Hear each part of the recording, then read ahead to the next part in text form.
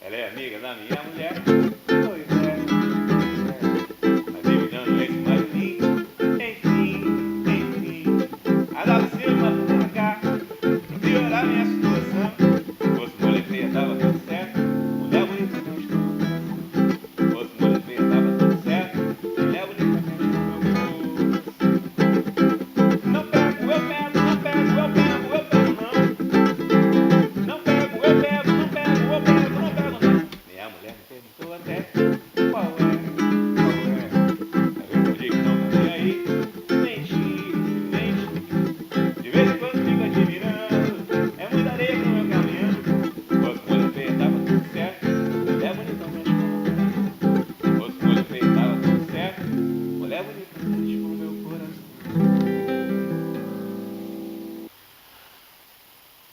Galerinha ligada no programa Pop Café com Helder Antunes, nós estamos aqui para mais um bate-papo, né? Dessa vez eu tenho o meu parceiro Alex, parceiro que a gente está fazendo um projeto junto de teatro, que a gente já vai falar sobre isso, né? Um projeto que ele escreveu o texto e eu tenho a honra de fazer a direção.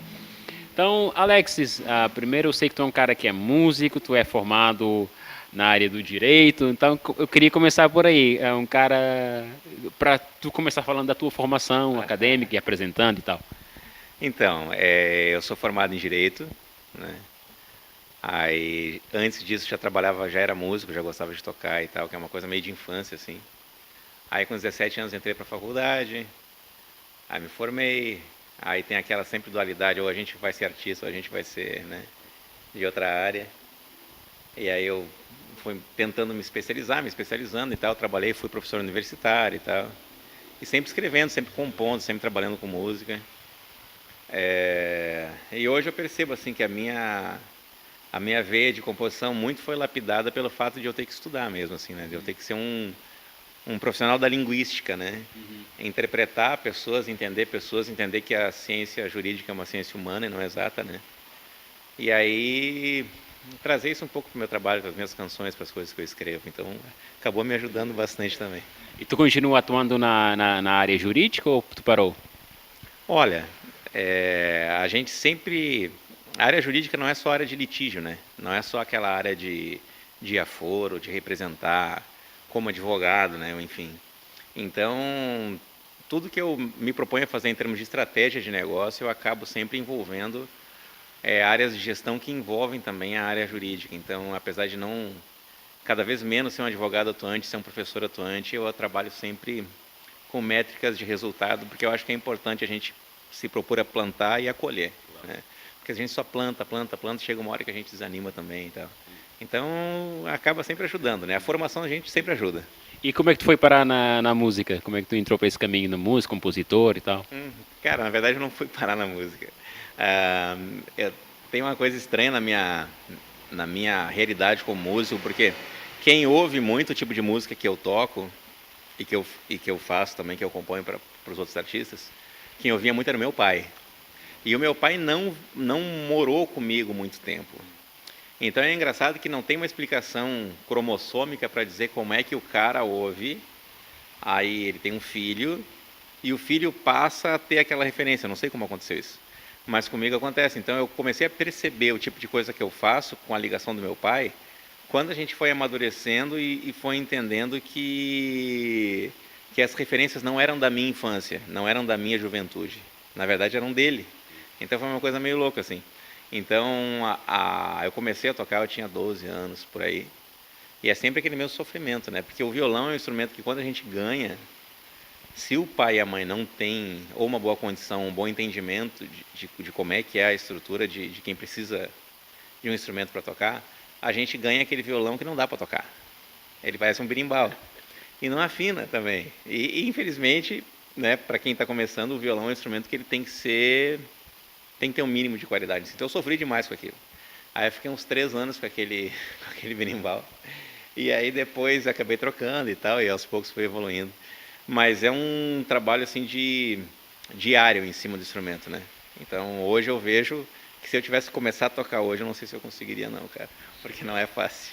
E falando agora, trazendo para a nossa peça, O Homem que Entende das Mulheres, que vai estrear em finais de outubro, depois vou passar a data certinho para vocês. Eu queria que tu falasse como é que tu escreveu o texto, quais foram as referências, as inspirações. O texto é um espetáculo que vai ter três personagens, né? Sobre a história do youtuber Joey Albuquerque, Jober, que é o nosso parceiro também que está na peça como protagonista. Queria que tu falasse um pouquinho sobre a peça. Cara, assim, ó, é, eu sempre penso em desenvolver um trabalho apontando para um passo à frente, sabe? E quando eu já conheci o Jober e tal, eu já tinha uma admiração por ele como profissional, como comunicador, como cantor, como artista e também como pessoa, assim, sabe? E aí o meu plano, quando eu comecei a perceber um pouco mais o trabalho dele, ele me convidou para participar de uma live e tal no canal dele. Eu percebi que ele tinha outros pontos de interação que ele podia explorar. E como ele é ator, já tem essa experiência e tal, e ele está cercado de pessoas, assim como você, assim, com alta capacidade nessa área, eu pensei, quem sabe eu não posso dar uma contribuição singela, assim, mas pelo menos como opinião, para que isso se transforme em mais um braço desse projeto profissional, né? E aí eu me aventurei nessa ideia aí fiz isso, apresentei vocês, né, o pessoal, vocês gostaram, e aí a gente está desenvolvendo, eu tenho certeza, hoje vendo o resultado, assim, de como a coisa está se desenvolvendo, como ela está se desenhando, eu tenho certeza que vai ficar bem, bem legal o projeto. E essa coisa lá de tu escrever um texto, né? Tu é o autor da obra e também ir para a cena. Como é que é isso? Cara, assim, ó, eu acho que é bem fluido porque quando eu iniciei a ideia de escrever, eu analisei assim, qual era o que eu entendia como uma necessidade para o projeto do Jober e em que ponto os personagens poderiam interagir com as suas realidades e com a realidade da peça em si, que a peça exigia, né? Então eu trouxe a presença de 3 músicos que são músicos, 3 músicos que vieram realmente de uma faixa etária, 3 músicos que viveram uma realidade próxima dos músicos personagens, no caso, né? Então ela fica fluida porque o que eu tentei fazer? Eu tentei trazer a característica de cada personagem com a personagem do próprio ator, só que levando aquilo ao extremo, para gerar uma interação maior, né?